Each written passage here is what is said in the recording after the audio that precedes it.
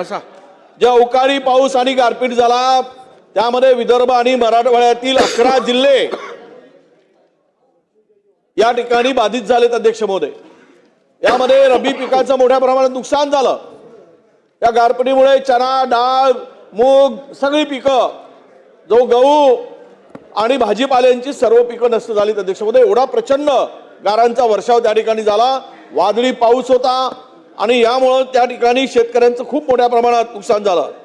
यामध्ये विदर्भातील चंद्रपूर, नागपूर, भंडारा, गोंदिया, यवतमाळ, गडचिरोली, सोलापूर, परभणी, हिंगोली, लातूर, नांदेड, धाराशिव या सगळ्या जिल्ह्यांचा यामध्ये समावेश आहे. आणि इतकं मोठं नुकसान झाल्यानंतर सरकारकडून अद्याप कुठली या संदर्भात याचं पंचनामे करावेत, त्याचे आदेश दिले गेले पाहिजेत आणि पंचनामे करून माहिती घेऊन तात्काळ खरं तर ही चर्चा होणे आवश्यक आहे. पूर्वीच मागच्या वर्षीपासून हा शेतकरी संकटात सापडला अध्यक्ष महोदय. त्यांना अद्यापही कुठली मदत मिळाली नाही, ती तुटपुंजी मिळाली. आणि कोकणामध्ये असेल, विदर्भात असेल, मराठवाड्यात असेल, हे सगळी जेवढं काही नुकसान झालं त्याच्या केंद्राकडे प्रस्ताव पाठवला. 768 कोटी काय रुपये दिलेत. प्रस्ताव मोठा पाठवला. केंद्राची का दृष्टी आमच्याकडे वक्र दृष्टी आहे कळायला मार्ग नाही, पण त्यावर मी बोलणार नाही.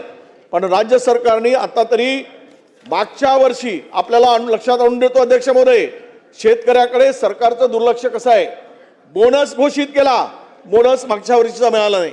धान खरेदी झालेत, मागच्या वर्षी 2025च्या हंगामाचे पैसे अद्याप मिळालेत मार्केटिंग फेडरेशन कडून आणि आदिवासी विभागाकडून.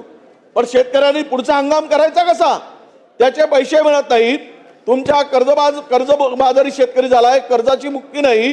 आणि या संकटामध्ये शेतकऱ्याच्या पाठीमागे सरकारने उभं राहण्याची आवश्यकता आहे. मला वाटतं की हे एवढं मोठं नुकसान आहे, याची चर्चा हे सभागृह सुरू आहे. यामध्ये सगळे कामकाज थांबवून शेतकऱ्याच्या या अत्यंत गंभीर अशा प्रश्नावर चर्चा होण्याची आवश्यकता आहे. म्हणून माझी विनंती आहे की आपण सरकारला आपली ही चर्चा आणि कामकाज थांबवून यावर चर्चा करावी. शेतकऱ्याला भरीव मदत मिळाली पाहिजे, ही सरकारची भूमिका स्पष्ट करावी अशी माझी आपल्याला विनंती आहे अध्यक्ष महोदय. अध्यक्ष महाराज, मी आपल्या परवानगीने या ठिकाणी महत्त्वाचा विषय आपल्या माध्यमातून सभागृहाला आणि सरकारला सांगण्याचा प्रयत्न करतो. अध्यक्ष महाराज, तसं तर स्थगन प्रस्तावामध्ये सोमवारी झालेल्या वादळ, पाऊस आणि गारपिटीच्या नुकसानीच्या बाबतीत बोलले. पण ते बोलत असताना त्यांनी जे नावं घेतली त्या नावात काही जिल्ह्याची नावं त्यांच्याकडनं विसरली, म्हणून मी जास्त आग्रह करतोय. त्यात बीड विसरलाय, बाकी सर्व नावं घेतली. आणि मी परत एकदा सर्व नावं घेतोय. काल दिवसभरात बीड, नांदेड, लातूर, धाराशिव, मराठवाड्यातील, परभणी, काही जिल्हा पूर्व विदर्भातील अध्यक्ष महाराज, कोकण भागातील आणि अनेक ठिकाणी पूर्णपणानं अध्यक्ष महाराज शेतकऱ्यांचं रब्बीचं जी काढणीला आलेले गहू होते, ज्वारी होती, हरभरा, भाजीपाला, फळबागा ह्या पूर्णपणानं उद्ध्वस्त झाल्या. म्हणून माझी आपल्याला विनंती आहे, म्हणजे माझ्या मतदारसंघ बीडमध्ये तर माझ्या असेल, माजलगाव मतदारसंघात असेल, केज मतदारसंघात असेल, फार मोठं नुकसान झालं.